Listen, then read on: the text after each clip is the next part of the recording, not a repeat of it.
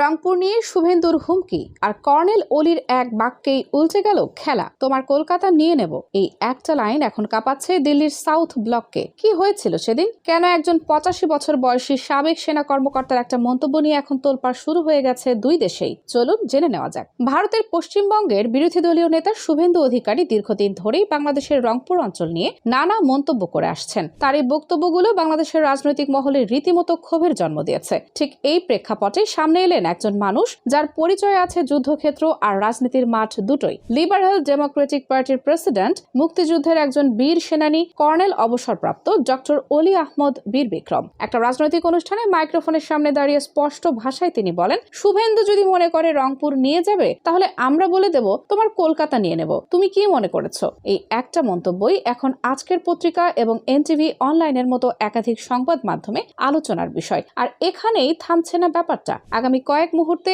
আমরা জানবো কেন রংপুর এত গুরুত্বপূর্ণ ভারতের কাছে, কেন কলকাতা নিয়ে এই কথাটা স্রেফ একটা স্লোগান নয়, আর কর্নেল অলির এই 85 বছর বয়সেও এমন আগুনে কথা বলার সাহস কোথা থেকে আসে। কর্নেল অলি আহমদ কোনো নতুন মুখ নন। 1971 সালের মুক্তিযুদ্ধে তিনি ছিলেন একজন সক্রিয় যোদ্ধা। জিয়াউর রহমানের নেতৃত্বে চট্টগ্রামে পাকিস্তান সেনাবাহিনীর বিরুদ্ধে বিদ্রোহে অংশ নিয়েছিলেন তিনি। আর কালুরঘাট বেতার কেন্দ্র থেকে স্বাধীনতার ঘোষণার অন্যতম সাক্ষীও তিনি। সেই সাহসিকতার জন্য রাষ্ট্র তাকে দিয়েছিল বীর বিক্রম খেতাব। স্বাধীনতার পর তিনি যোগাযোগ মন্ত্রী হিসেবে দায়িত্ব পালন করেছেন, যার সময়েই শুরু হয় যমুনা সেতুর কাজ। এখন তিনি একজন প্রবীণ রাজনীতিক, কিন্তু তার কথার মধ্যে এখনো সেই পুরনো সামরিক তীক্ষ্ণতা স্পষ্ট। এখন প্রশ্ন হলো, রংপুর কেন এত গুরুত্বপূর্ণ ভারতের কাছে? এর উত্তর লুকিয়ে আছে ভূগোলে। ভারতের উত্তর পূর্বাঞ্চলীয় 7টি রাজ্যকে মূল ভারতের সাথে যুক্ত করে রাখা ভূখণ্ডটির নাম শিলিগুড়ি করিডোর, যাকে অনেকে চিকেন নেক বলেও ডাকে। এই করিডোরের ঠিক পাশেই অবস্থিত বাংলাদেশের রংপুর অঞ্চল। ভূ রাজনৈতিক বিশ্লেষকদের মতে এই কারণেই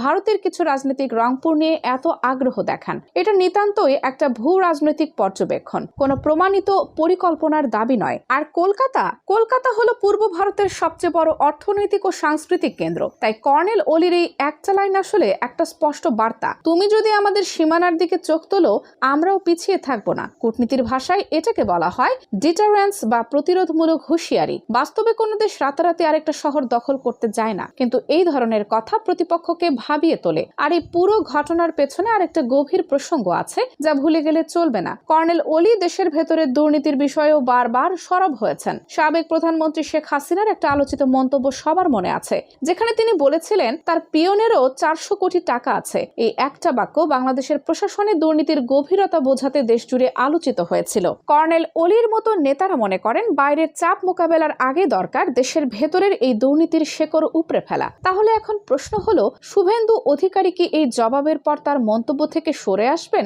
নাকি নতুন কোনো বিতর্ক তৈরি হবে দুই দেশের মধ্যে?